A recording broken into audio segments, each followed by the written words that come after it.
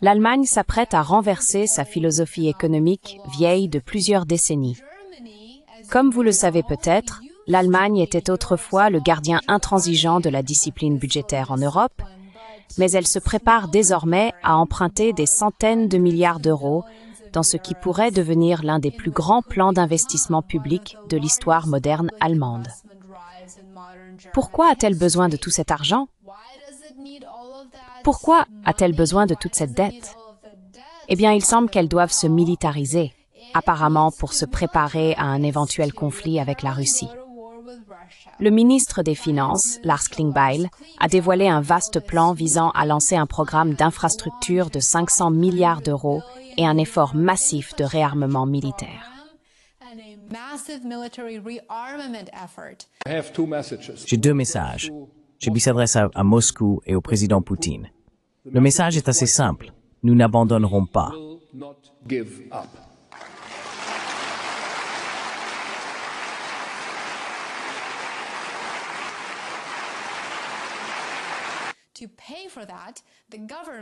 Pour financer cela, le gouvernement prévoit d'emprunter jusqu'à 850 milliards d'euros au cours de la prochaine législature.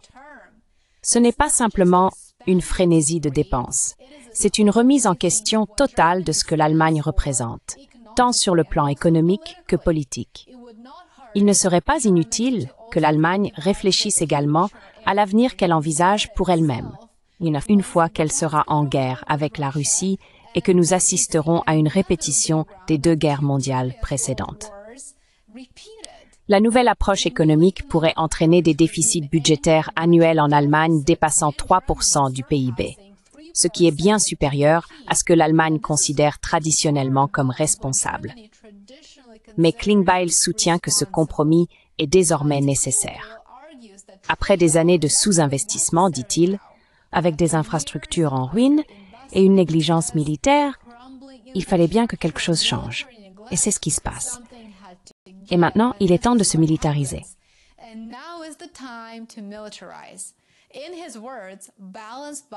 Selon lui, les budgets équilibrés ne valent rien si l'armée allemande devient un tigre de papier.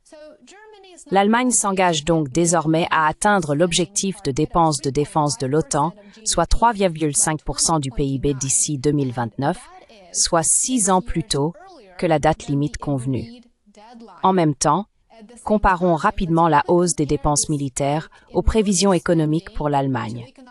L'économie allemande est en profonde crise, avec un produit intérieur brut en baisse de 0,1% cette année, selon l'association industrielle BDI, ce qui la place sur la voie de 3 années consécutives de croissance négative, une première depuis la réunification. Pendant ce temps, la zone euro connaîtra une croissance de 1,1% et l'économie mondiale de 3,2%. Cette prévision montre déjà que l'Allemagne devrait rester l'une des économies à la croissance la plus lente d'Europe.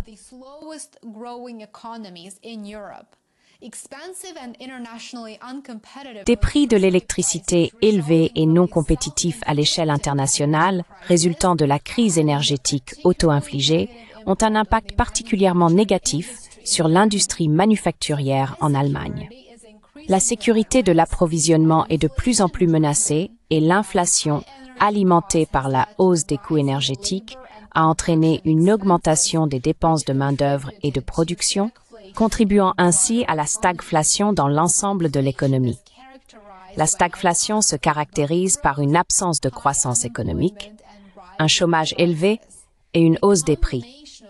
La combinaison de ces facteurs crée un environnement difficile tant pour les consommateurs que pour les entreprises, le pouvoir d'achat diminuant alors que les coûts continuent d'augmenter. Mais ce changement historique dans le niveau d'endettement public n'a pas eu lieu dans un vide. Ce n'est pas comme si le gouvernement allemand ignorait la gravité de sa situation économique.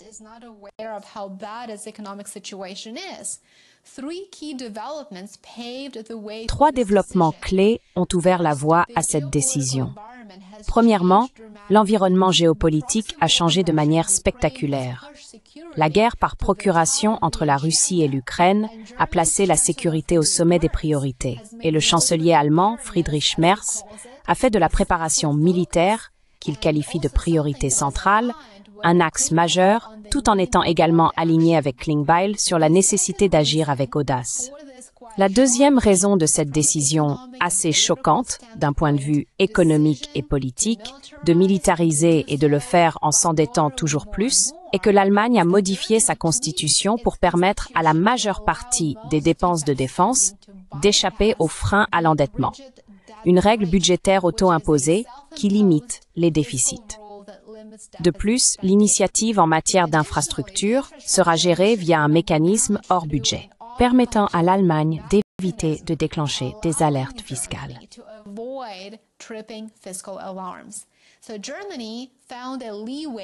Ainsi, l'Allemagne a trouvé le moyen de s'enfouir dans la dette, en plus de sa stagnation économique, à laquelle elle n'a pas su remédier depuis des années. Désormais, le troisième moteur de la chute auto-infligée de l'Allemagne est que, malgré tout, sa charge de la dette reste relativement faible. À un peu plus de 60% du PIB, elle est bien en dessous de celle de nombreux autres membres de l'OTAN. Comme vous le savez, la France affiche des déficits assez élevés et a déjà informé Trump qu'elle n'achèterait pas d'équipements militaires ni d'armes aux États-Unis. Mais sur ce point, l'Allemagne dispose d'une certaine marge de manœuvre et elle compte bien en profiter.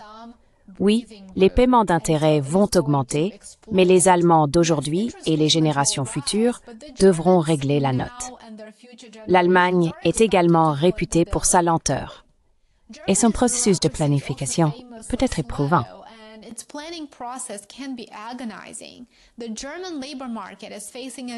Le marché du travail allemand fait face à un très grand dilemme.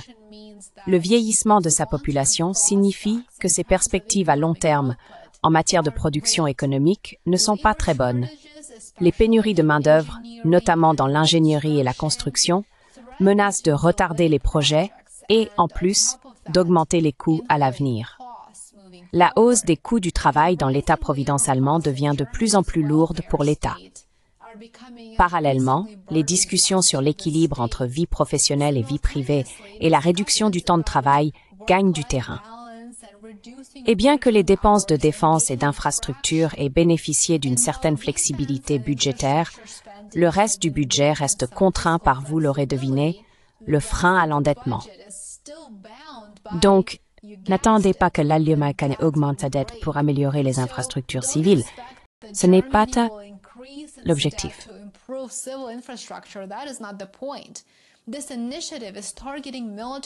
Cette initiative vise la militarisation de l'Allemagne à tout prix. Le gouvernement allemand a déjà réduit des mesures comme les baisses de taxes sur l'électricité et il fait face à un déficit prévu de 144 milliards d'euros entre 2027 et 2029. Klingbeil parie sur une croissance économique plus forte pour combler ce fossé. Mais comment compte-t-il atteindre cette croissance plus forte? Cela reste très flou pour l'instant.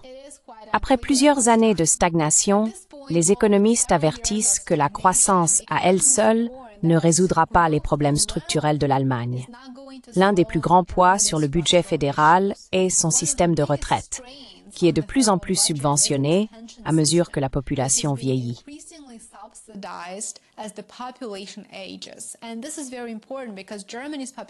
Et cela est très important car la population allemande vieillit, ce qui signifie que le gouvernement devra assumer une charge de plus en plus lourde à l'avenir pour s'en occuper, en plus de ses ambitions militaires qui rappellent fortement celles dont nous avons entendu parler et que nous avons observées pendant la Seconde Guerre mondiale.